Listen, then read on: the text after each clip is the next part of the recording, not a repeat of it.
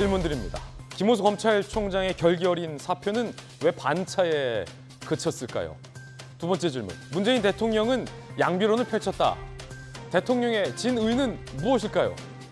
오늘 이 두 가지 질문에 대한 해답 찾아보겠습니다. 조간신문 키워드 4가지 준비했습니다. 첫 번째 키워드부터 공개하겠습니다. 첫 번째 키워드는 바로 이겁니다. 함께 보시죠. 바로 주문. 동아일보 3면의 기사입니다. 누가 무엇을 어떻게 주문했다는 걸까? 함께 보시죠. 문재인 대통령이 검찰총장 만나줬어요. 검찰총장 결기 어린 사표를 던졌는데 결과적으로 사표가 철회됐죠. 국민들 검찰의 수사력은 믿지만 공정성은 의심한다. 검수완박을 찬성한다는 건지 검수완박이 문제가 있다는 건지 전혀 밝히질 않아서 아리송합니다. 대통령이 김호수 총장의 사표를 반려하면서 국회를 설득하라. 자, 이런 메시지를 냈다는데 또 국회를 설득하라고 한 거 보면 민주당을 검찰총장으로서 좀 반대해달라라는 뜻 같은데 검찰을 또 질타했습니다. 이거 어떤 장면일까요? 검찰 안팎에서는 문재인 대통령이 검찰의 의견을 경청하는 모양새만 갖춘 것 아니냐라는 비판적인 목소리도 있다고 합니다. 여러분은 어떻게 생각하십니까? 이 장면, 논란의 오늘 장면입니다. 잠시 후 이야기 나눠보겠습니다. 두 번째 키워드를 공개하겠습니다. 두 번째 키워드는 바로 이겁니다. 정.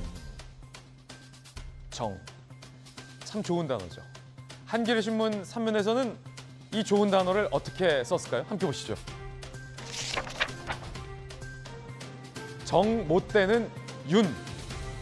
정 때문일까요? 40년 지기의 우정. 청문회에서 판단해달라. 정호영 보건복지부 장관을 못 대고 있다. 여론 악화에도 버티기다.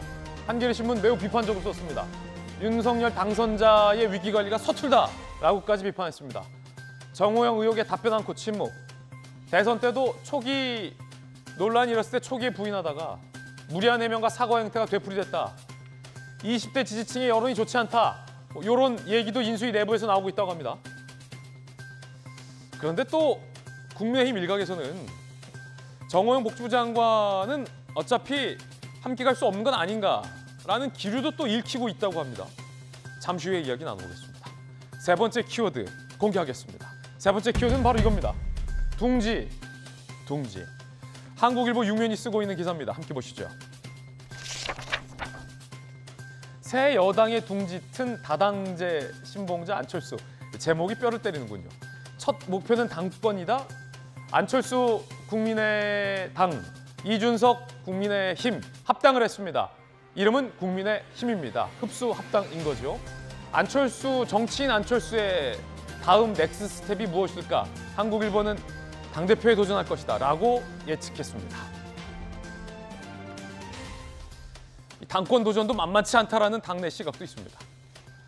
이어서 네 번째 키워드를 공개하겠습니다. 네 번째 키워드는 바로 이겁니다. 첫날. 조선일보 10면이 쓰고 있는 기사입니다.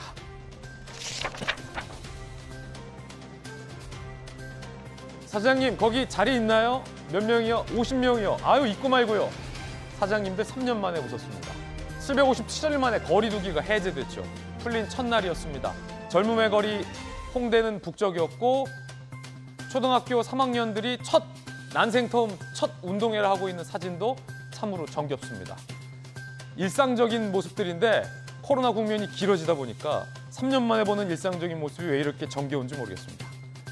지금까지 신문 읽어주는 남자였습니다.